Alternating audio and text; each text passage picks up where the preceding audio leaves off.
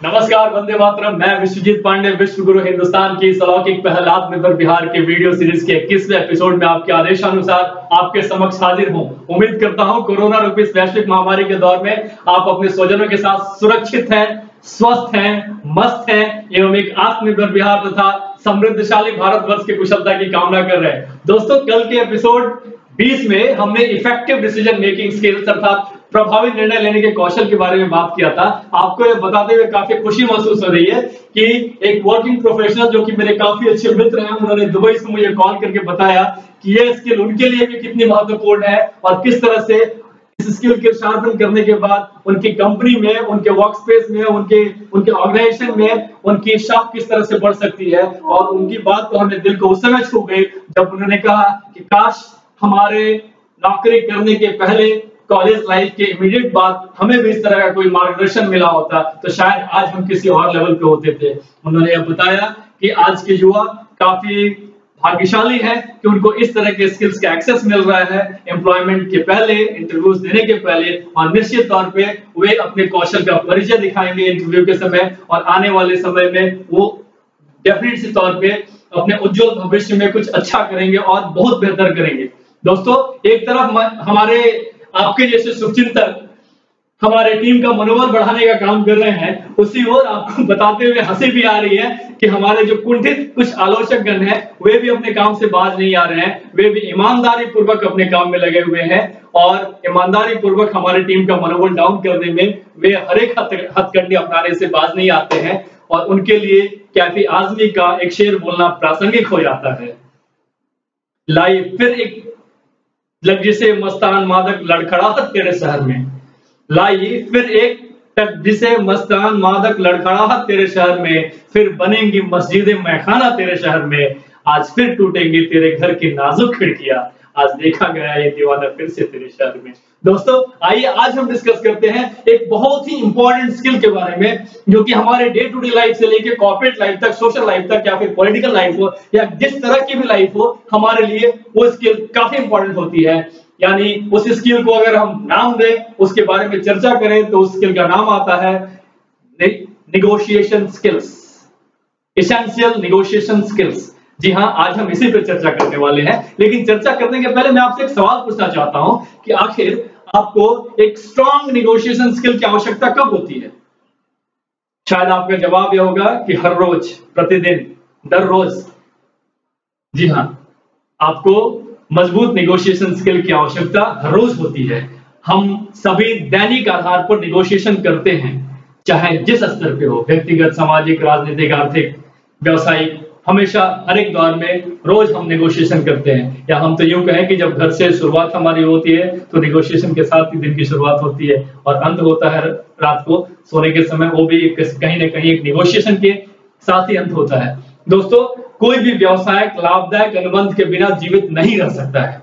यह एक कंपनी के भीतर नेगोशिएशन कौशल आपके कैरियर की उन्नति का कारण बन सकता है। अगर आपके पास नेगोशिएशन स्किल्स नहीं है, अगर आपके पास परफेक्ट नेगोशिएशन स्किल्स नहीं है, तो जाहिर सी बात है आपको कई सारे चुनौतियों का सामना करना पड़ता है।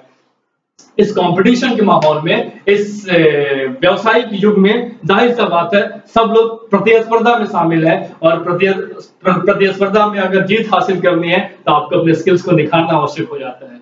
चाहे आप एक मल्टी $1 मिलियन के व्यापारिक सौदे के रूप में जानकारी प्राप्त कर रहे हो, अपनी परियोजना टीम के बीच जिम्मेदारियों को आवंटित कर रहे हो, या केवल इस बात पर ध्यान दें कि कहां से ऑर्डर लाना है और कहां ऑर्डर करना है, आप नेगोशिएशन कर रहे होते हैं। यकीन मानिए, और जितना बेहतर आप इसे करेंगे, संभव है उतना ही आप परिणाम से खुश होंगे। अगर आप अपने नेगोशिएशन कौशल का उपयोग वास्तव में अच्छी तरह से करते हैं तो बिना लोगों के साथ आप जिन लोगों के साथ आप नेगोशिएट कर रहे होते हैं, वे भी आपसे बहुत खुश होते हैं। इस चर्चा में हम देखते हैं कि नेगोशिएशन के विभिन्न रूपों की तैयारी कैसे करें और उन सभी कौशलों का पता लगाएं जिनके लिए आपको विश्वास पूर्वक और सफलता पूर्वक नेगोशिएशन करने की आवश्यकता है। उन सौदों को करने के लिए आपके लिए क्या सही है, इस पे जानना आवश्यक है। लेकिन उससे पहले ये भी तो जान लें कि नेगोशिएशन है क्या।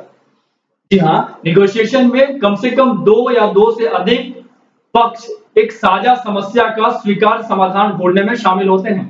सफल वार्ताकार प्रक्रिया को नियंत्रित करते हैं और एक परिणाम के साथ आते हैं जिससे वे संतुष्ट हैं, चाहे उन्होंने रास्ता में समझौता किया है या नहीं, ये बहुत ज्यादा फर्क नहीं पड़ता है।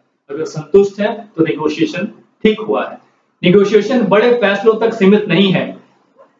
जब आप अन्य लोगों के साथ काम कर रहे होते हैं तो आपका अधिकांश समय नेगोशिएशन में ही तो जाता है।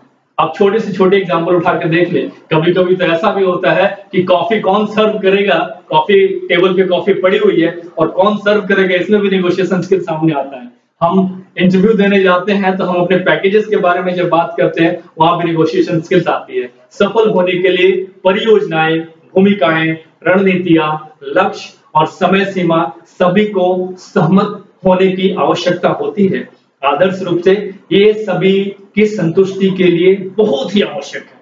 और ऐसे समय भी होते हैं जब बहुत स्पष्ट नेगोशिएशन की प्रक्रिया हो रही होती है, जैसे कि ग्राहक के साथ भुगतान की शर्तें निर्धारित करना, चाहे आप अपनी टीम के साथ डिस्कस कर रहे हो या आप क्लाइंट के साथ, क्लाइंट के फ्रेंड में बात कर रहे होते हैं, या किसी नए काम के लिए कॉन्ट्रैक्ट के विवरण पर सहमत होना। आपको अपनी टीम के साथ भी नेगोशिएट करना पड़ता है, अपना होमवर्क करना आवश्यक होता है। तो ऐसी डील्स में एंटर करने के पहले आपको अच्छी तरह से नेगोशिएट करने के लिए क्या कौशल करना चाहिए? प्रॉपर होमवर्क आवश्यक है, प्लानिंग आवश्यक है।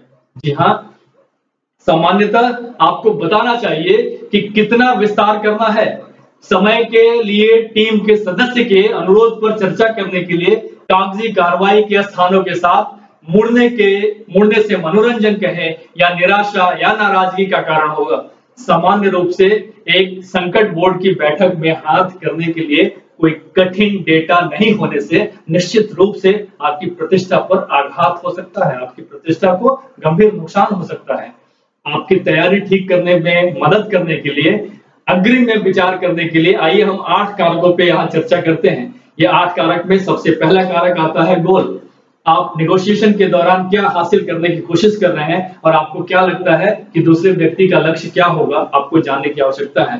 ट्रेड्स, आप क्या मांग सकते हैं और आपके पास देने के लिए क्या है।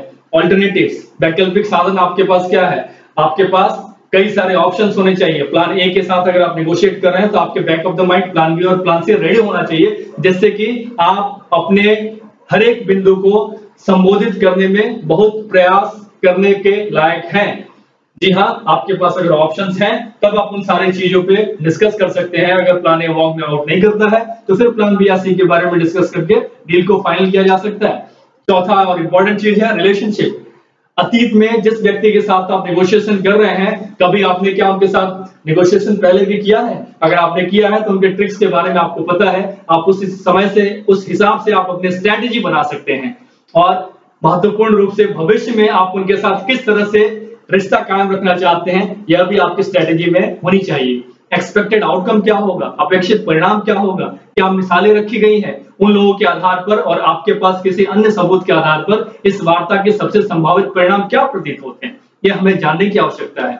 कॉन्सिक्वेंसेस की अगर बात करें तो यह एक बड़ी एक तरफा डील है या छोटी नेगोशिएशन में से एक है, यह हमें पहले समझने की आवश्यकता है। अकॉर्डिंगली हमें अपनी रणनीति बनानी होती है, आप और अन्य पार्टी क्या हासिल करने के लिए और क्या खोने के लिए खड़े हैं। सातवां आता है पावर यानी शक्ति। यहाँ कौन शक्ति रखता है, यह वार्ता प्रक्रिया को कैसे प्रभावित कर सकता है। आठवां कारक है सॉल्यूशन, समाधान। इन बिंदुओं का ध्यान में रखते हुए अब आप क्या उचित परिणाम मानते हैं, एक जिसे आप आत्मविश्वास के साथ आगे रख सकते हैं। ये प्लानिंग आपको करने की जरूरत है, उस सॉल्यूशन के साथ आपको वहां पे उपस्थित रहने की जरूरत है। अब हमें यह भी जरूरी हो जाती है कि हमारा नेगोशिएशन स्टाइल कैसा रहेगा। बहुत से लोग मानते हैं कि नेगोशिएशन ही एक शैली है जिसके लिए हम सभी को लक्ष्य बनाना चाहिए। बिना लक्ष्य का आप नेगोशिएट नहीं कर पाएंगे। वास्तव में चुनने के लिए कई दृष्टिकोण हैं। विषय को सूट करने के लिए अपनी शैली को अलग करना महत्वपूर्ण है और महत्व आपके द्वारा दर्ज की गई प्रत्येक नेगोशिएशन का है। इस बारे में सोचें कि आप क्या हासिल करने की कोशिश कर रहे हैं, कुल सफलता कितनी महत्वपूर्ण है और आप समझौता करने के लिए कितने इच्छुक हैं।